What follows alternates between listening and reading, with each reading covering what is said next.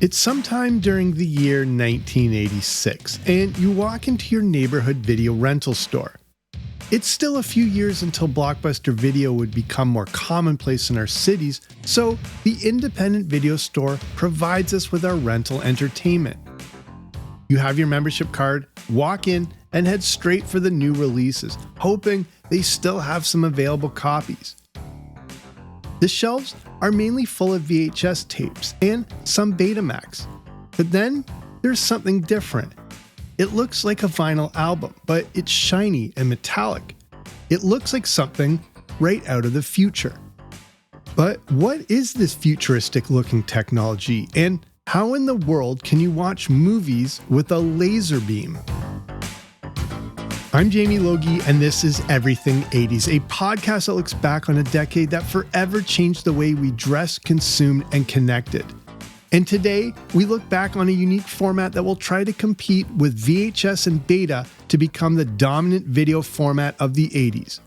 This is the story of LaserDisc.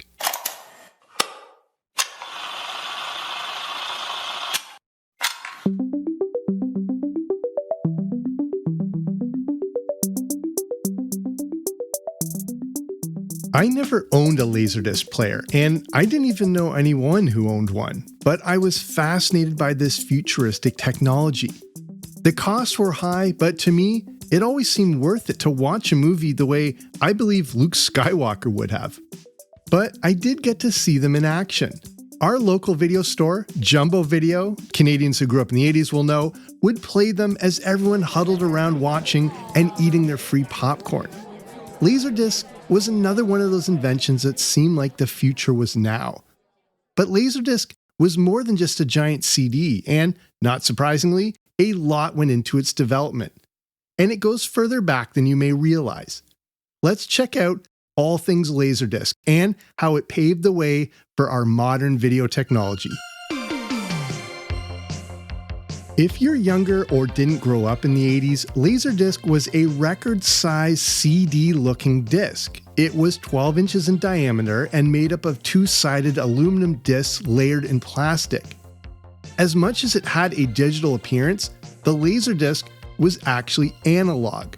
The technical details of how LaserDisc works are somewhat simple, but I'm still going to try and give it my best Mr. Wizard explanation. A LaserDisc has a thin layer of metal covered with microscopic bumps called pits and falls. And as mentioned, this is completely analog. Unlike CDs and DVDs, the pits and falls on those things are essentially read as ones and zeros. LaserDisc used FM modulation. This means that those little bumps on the disc are dynamic. Basically, they are different sizes and also spaced differently.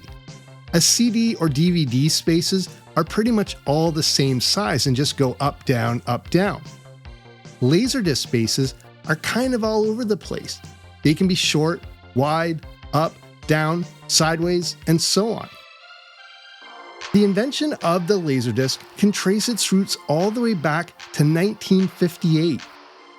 The idea way back then was that video could actually be reproduced through electron beam optical technology. This would evolve into lasers, but this is a very important technology as it's not only the foundation for LaserDisc, but also CDs and DVDs. A patent for a video disc was put in place as far back as 1962. The patents were purchased by MCA in 1968, and in 1969, Philips developed one of its very first versions. This early iteration used a reflective mode compared to the MCA transparent mode. There was a lot of technology and design to sort through, and in a rare move, Philips and MCA actually joined forces to develop the new format. One of the very first versions was demonstrated all the way back in 1972. Back then, MCA called it DiscoVision, a name that could not date it more unless you called it the bell-bottom movie machine. But having two companies involved was complicating matters and quickly led to quality control issues. But in 1978, this new laser-based video format first became available in North America. It was then launched in Japan in 1981 and in Europe in 1982. The fact that it came out in North America as far back as 1978 is pretty remarkable when you consider that this is only a few years after the first VCRs hit the market. I have a previous episode all about the history of the VCR and the battle between VHS and Betamax if you want to go back to my earlier episodes.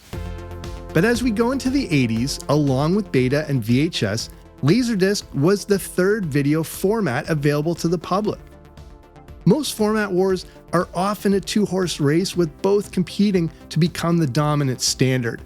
Nintendo Sega, Apple Android, AC versus DC, Corey Feldman and Corey Haim, and of course, VHS versus Beta.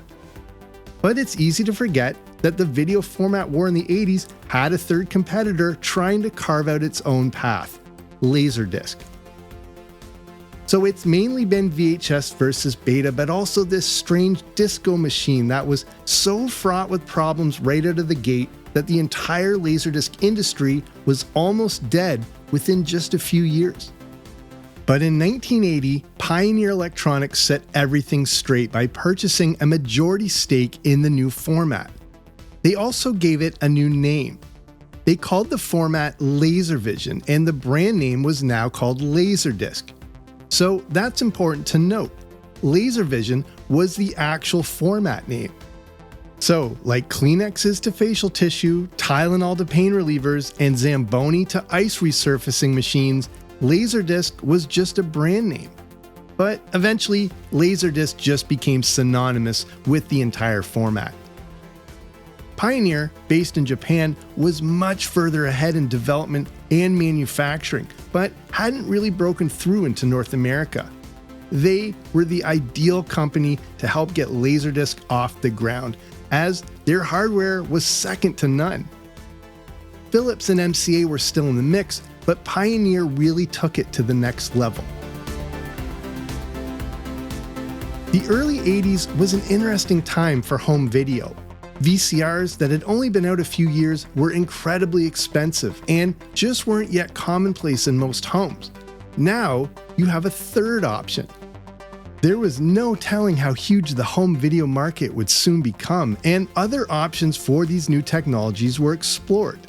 With LaserDisc, at first, there was a real focus on the education markets. When LaserDisc first came out, the Museum of Science and Industry in Chicago used them for data storage. LaserDisc had an enormous storage, so people could come in and look up newspapers on these giant discs. But at its core, this was an entertainment device. LaserDisc was meant for movies. It was great the museum discovered a notable use for them, but these things were meant to get into people's homes. The public needed to understand this was the ideal format to watch their favorite movies. Movies in the home were still a novel concept in the early 80s, and they needed to start releasing some titles so people would want to buy them. On December 15, 1978, the very first movie was released to LaserDisc. Jaws gets the honor of being that very first release.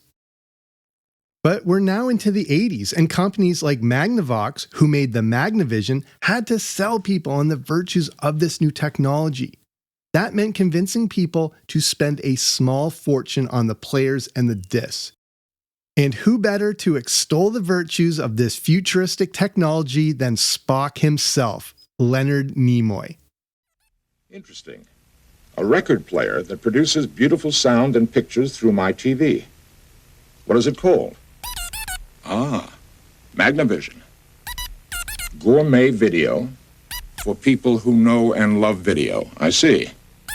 The system consists of this Magnavision optical video disc player, a LaserVision video disc, and my TV.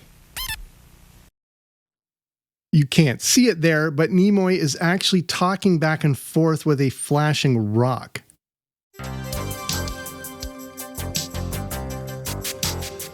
Did you ever get to hold a LaserDisc? They were surprisingly heavy and required a pretty solid unit to play them in.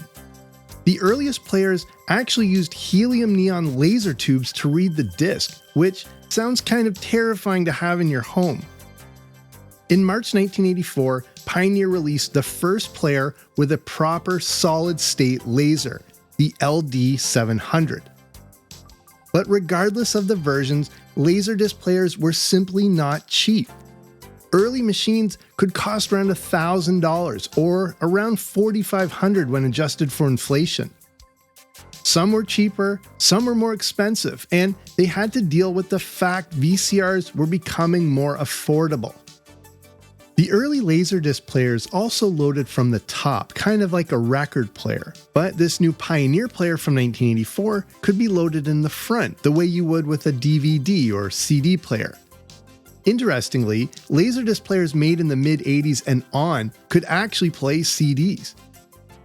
The problem is that the steady-state laser used in the new 1984 models led to poor picture quality. It turns out that helium and neon worked better for playback. But then there was still the big issue of why the public should buy one.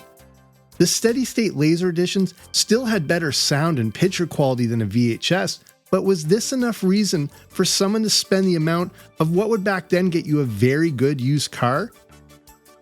It also hadn't taken long for VHS to come on strong. At first, Beta owned 100% of the VCR market. By 1980, VHS controlled 60% of it. And by 1987, that number would rise to 90% of the market. In the first half of the 80s, LaserDisc had a real uphill battle on its hands. How could it sell itself apart from videotapes and let people know how advanced it really was? This required playing up its strengths while minimizing its cons. But those cons were significant and would eventually lead to its undoing. Everything 80s will return after these messages.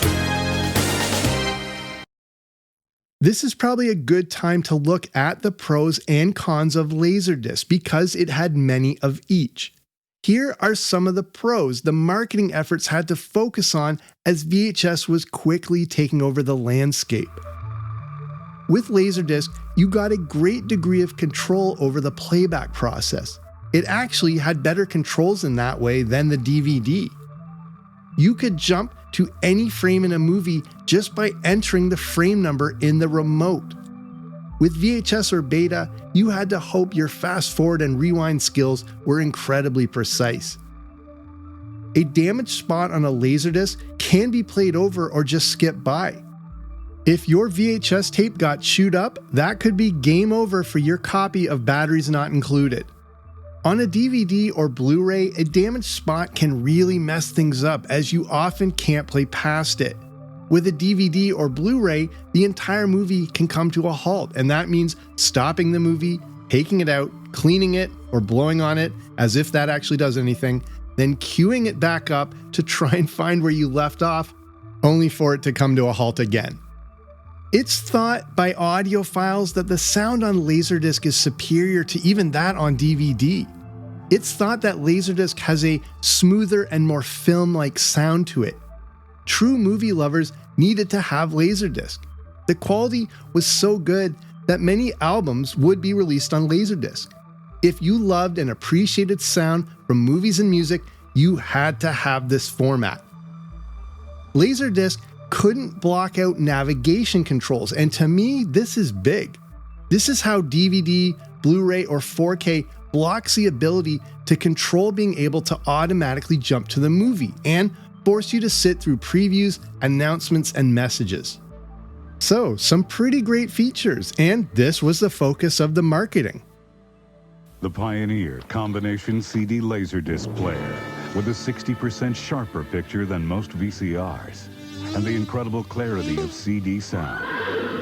It makes movies, music, and concerts truly come to life.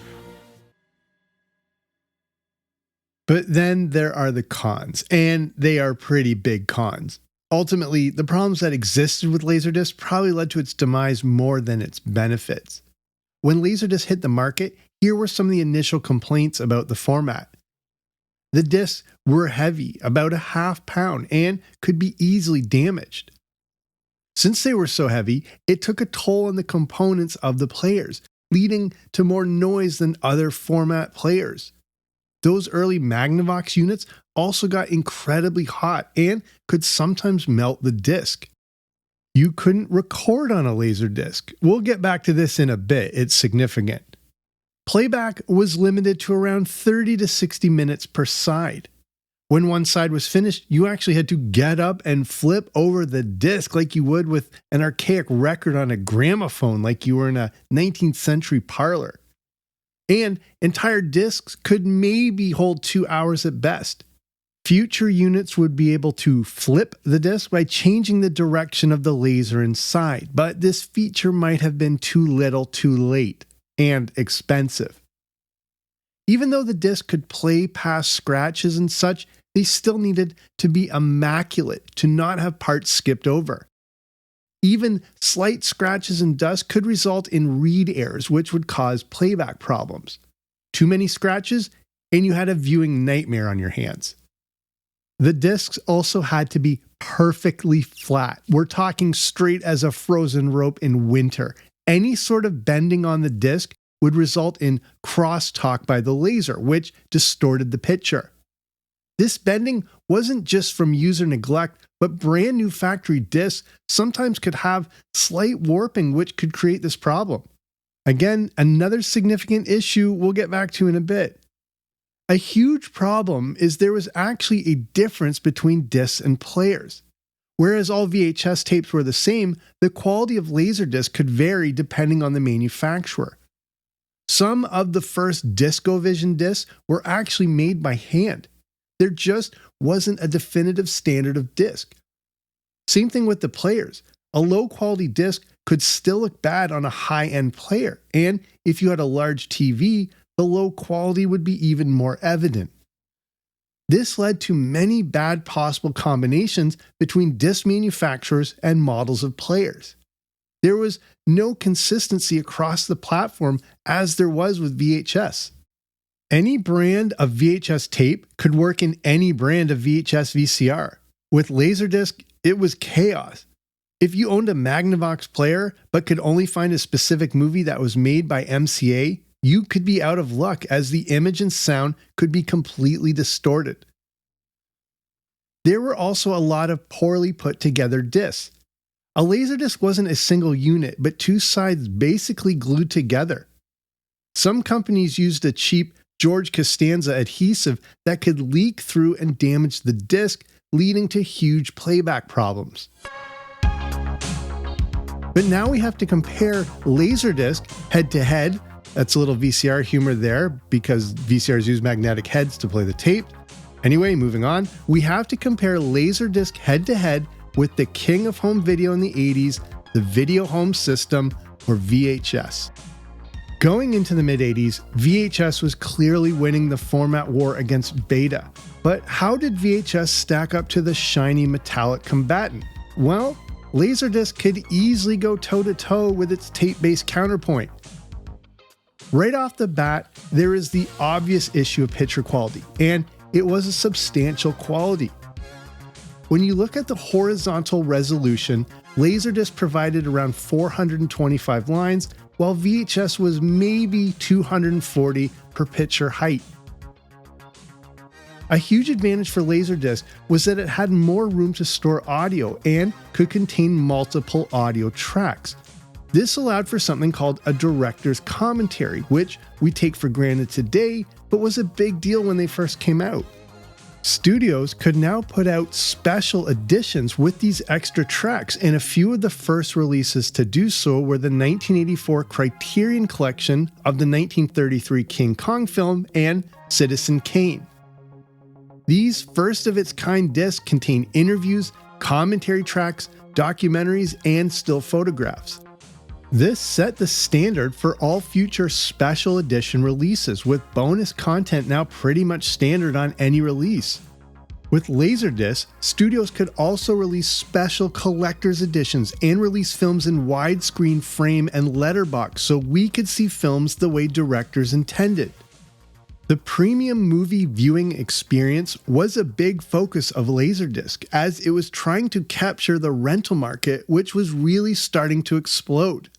LaserDisc was also used for a few video games, including Space Ace and the quarter-gobbling game Dragon's Lair. Dragon's Lair, the fantasy adventure where you become a valiant knight on a quest to rescue the fair princess from the clutches of an evil dragon. You control the actions of a daring adventurer finding his way through the castle of a dark wizard who has enchanted it with treacherous monsters and obstacles. LaserDisc allowed these games to feature full-motion video. Released all the way back in 1983, you may remember crowding around Dragon's Lair in an arcade to see this astonishing game, but knowing you would have to take out a small loan to play it. Speaking of video games, and here's a deep cut for you, you may remember the Halcyon video game system. Partly named after HAL, the computer from 2001: A Space Odyssey, this short-lived system, released in 1985, actually used LaserDisc for the game. If you've ever felt that you could have called a better game than your favorite quarterback, your time has arrived, courtesy of the ultimate in video entertainment, this voice-activated LaserDisc computer. Do you want to play? Yes. This is Halcyon, the first interactive LaserDisc video system for the home. Created by Rick Dyer, the person behind Dragon's Lair, this remarkably advanced video game system, set to sell for an eye-watering $2,500 or nearly $7,000 when converted for today, only produced 2 games, as it just wasn't cost-efficient enough to continue. Back in the home video market, LaserDisc was also initially cheaper to produce than VHS cassettes. This is because the disc didn't have all the moving parts that a VHS or Betamax tape did. A VHS has around 14 parts, including the tape, and a LaserDisc has 1 part with 5 to 6 layers. LaserDisc also had a longer lifespan than VHS because the discs were read optically and not mechanically the way a VHS had to be. This mechanical reading of a VHS led to more wear and tear and the dreaded moment when you would eject it and the tape was still deep in the VCR. Anyone listening who's, shall we say, 25-ish and under, you'll have to ask your parents what a horrifying experience this was. And there was no winding it back in with a pencil the way you would with a cassette tape. You pretty much had to kiss that copy of Flight of the Navigator goodbye. Not that I'm talking from a painful experience. Speaking of rewinding, you of course didn't have to rewind a LaserDisc, so no charges by the video store when you forgot to rewind a VHS rental. Kids, again, ask your parents about that one. So score a few more points for LaserDisc over VHS, and a big reason why LaserDisc tried to corner the rental market. When you look at this, you might wonder why LaserDisc didn't take over the format wars beating out VHS. So what happened? LaserDisc seemed better than VHS in almost every way. Almost every way. There were still a few significant issues. Cost, as usual, was a major factor, both at the retail and manufacturing point. Going later into the 1980s, things were getting more expensive for LaserDisc. Because of the rising cost of the plastic mechanisms that did the stamping, pressing discs was costing about $5 per 2-sided disc. At the same time, producing a VHS tape was getting cheaper to copy and produce, getting down to only $1 or so per tape. In Japan, costs were subsidized to make LaserDisc about the same price as VHS, but that wasn't the case in other parts of the world. LaserDisc obviously didn't win the format war. And we can't pinpoint the downfall of LaserDisc to one thing, as there are many factors. But we, as consumers, always want things to be as cheap as possible, and that was probably the root issue. LaserDisc, both the machines and the discs, just weren't cheap. People were still buying them, but it just wasn't a substantial part of the home video market.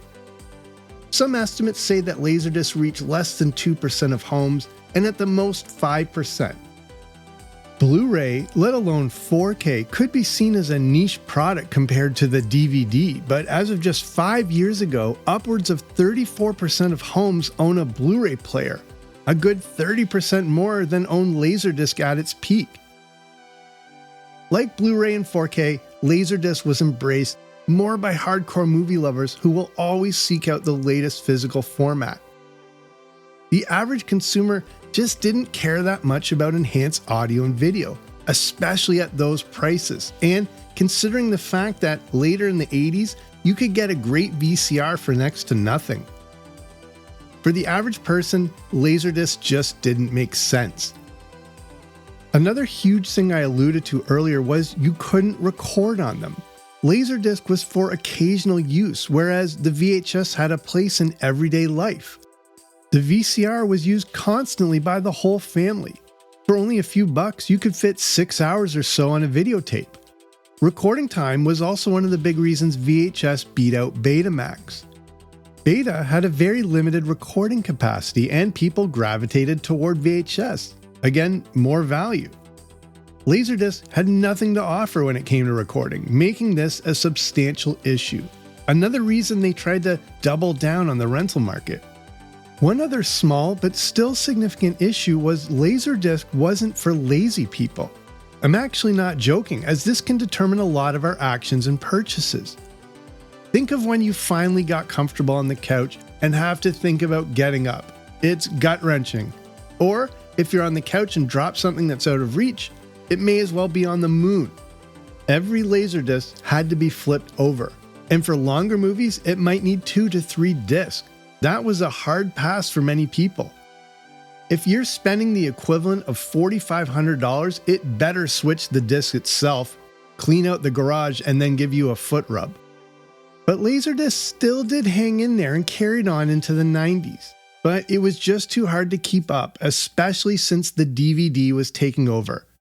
On October 3rd, 2000, the last title for LaserDisc was released, and it was Bringing Out the Dead starring Nicolas Cage, Patricia Arquette, and John Goodman. By 2001, LaserDisc was completely over in North America. But interestingly, the players were still manufactured in Japan as far as 2009. LaserDisc definitely had some massive problems associated with it, and I don't think they considered the consumer's needs, which was also the issue with Betamax that eventually led to its downfall. LaserDisc probably was a bit too ahead of its time and just not accessible for the average person. When you consider the cost and that average consumers don't necessarily care that much about picture and sound quality, it really was a niche product. This was high technology, but at the end of the day, LaserDisc just wasn't that affordable or convenient, which is what most consumers are looking for. As much as our technology has developed, the average person isn't always concerned with the latest advancements. Sure, they admire the newest TVs and displays, but that's often as far as it goes. When 4K Ultra HD was released, not that many people seem to have adopted it when it came out. This was the same issue with LaserDisc, but it had many more issues to deal with. Could LaserDisc have benefited from being released a decade or two later? Maybe, but the problem was the DVD soon came along to become the dominant format. I just don't think there was an ideal time for LaserDisc, at least from a mainstream perspective. LaserDisc was part novelty and part ingenuity. Growing up, I didn't know anyone that owned one. I didn't even know anyone who knew anyone who owned one, but everyone was aware of them. And in the 80s, I absolutely dreamt of owning one. LaserDisc was the definition of the latest and greatest, but it ended up being kicked to the curb alongside its old friend Betamax. But did it really? There's actually another way to look at this. If you consider that DVD and LaserDisc share the same technology, the LaserDisc continued to live on as it evolved into the DVD. LaserDisc ostensibly won the war against VHS and Beta. And all of this brings up an interesting issue that harkens back to our days of VHS, Beta, and LaserDisc. We obviously live in an age of streaming, and everything we want is on demand. We've cut the cord to go the streaming route, but now, with so many streaming options, it's like cable all over again. If you include the key ones like Netflix, Apple TV, HBO Max, Disney Plus, and so on, there are a dozen major streaming options. and that's just the big ones. As of right now, I've counted 68 different streaming services, and that's not including the ones connected to actual networks. But the problem is, there's no telling how long your favorite movies or TV shows will stay on each specific platform. You may subscribe to a particular service just for one or two shows, only to see those shows removed without warning. And this is why physical media will always be important. Whether it's LaserDisc, VHS, Beta, DVD, Blu-ray, or 4K, when you buy a movie or TV series on one of these formats, you truly own it. People have seemingly become frustrated with modern streaming and are returning again to physical media. I mentioned 4K Blu-ray as being niche, but the changing landscape has increased its appeal. Not long ago, as of the time of this recording, the format saw its greatest sales quarter ever with 200 million discs sold. This is pretty remarkable that this is happening right in the golden age of streaming. People want to truly own their movies again like we did growing up. There's still something significant about being able to hold and own your own media. It's like streaming and digital is a backup. I have a pretty big Blu-ray collection as I want to always own the movies I love and view them in the best possible presentation. But from the CD to DVD to Blu-ray and now 4K, the modern formats we continue to embrace to this day can all trace their roots back to LaserDisc.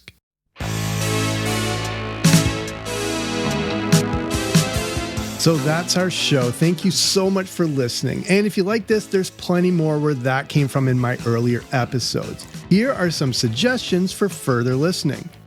There is my previous episode all about VHS versus Beta. I have one about how the Top Gun VHS changed home video rental forever. And I mentioned video games, and I have one all about the history of the NES.